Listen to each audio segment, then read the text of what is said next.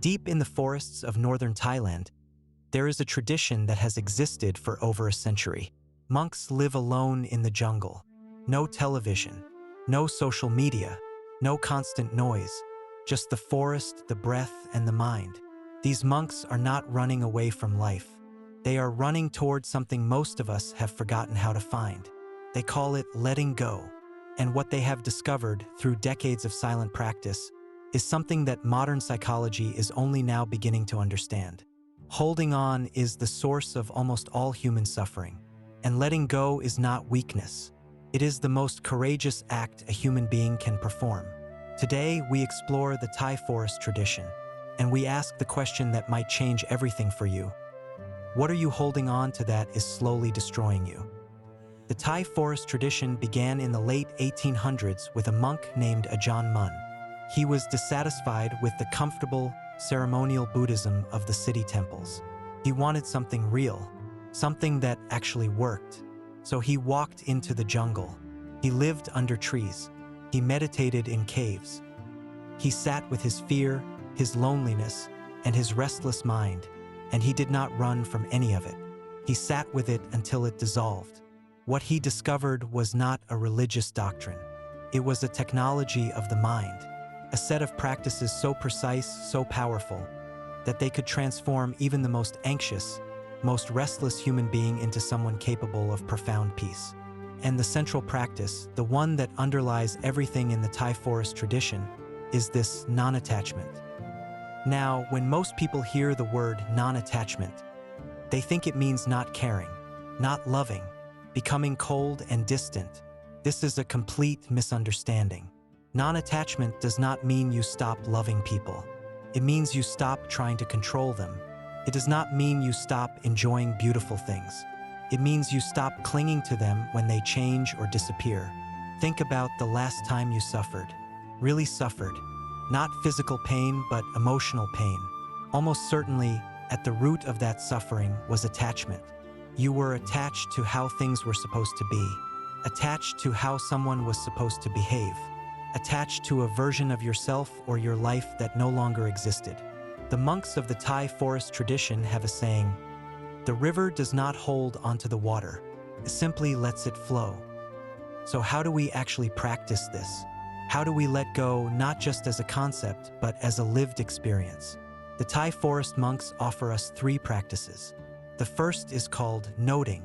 When a difficult emotion arises, anger, jealousy, fear, grief, instead of being swept away by it, you simply note it. You say to yourself quietly, "This is anger, this is fear, this is grief." You observe it like a scientist observing a weather pattern. You do not become the storm. You watch the storm. This single practice, done consistently, begins to create a space between you and your emotions. And in that space, you discover something remarkable. You are not your emotions. You are the one watching them. The second practice is releasing the story. Most of our suffering does not come from what actually happened. It comes from the story we tell ourselves about what happened. The monk Ajahn Chah once said, "If you let go a little, you will have a little peace. If you let go a lot, you will have a lot of peace.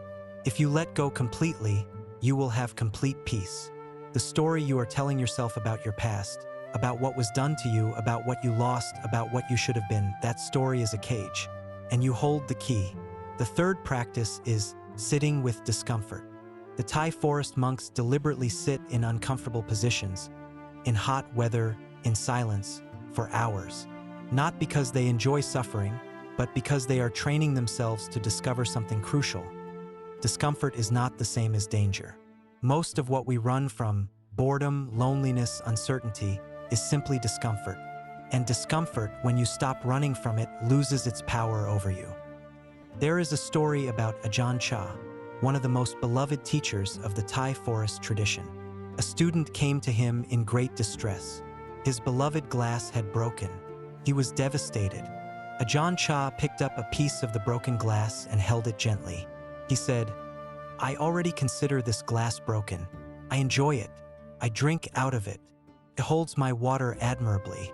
But when the wind knocks it over or my elbow brushes it off the table and it falls and breaks, I say, of course. When I understand that the glass is already broken, every moment with it is precious. This is the heart of the Thai forest tradition.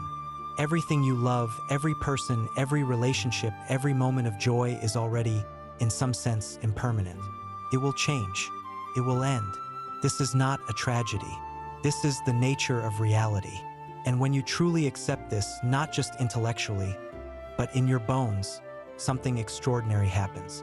You stop taking things for granted. You start being fully present. You start loving more deeply, not less, because you understand how precious and temporary everything is. So here is your practice for this week. Choose one thing you are holding on to too tightly. It might be a relationship, a version of yourself, past hurt, a future you are desperately trying to control. And ask yourself, what would it feel like to hold this more lightly? Not to abandon it, not to stop caring, but to hold it the way you hold water in your cupped hands, gently without grasping. The monks of the Thai forest have been practicing this for over a century. And what they have found consistently is this: the moment you stop clinging, the moment you truly let go, what you were so afraid of losing, peace, love, joy, is already there. It was always there.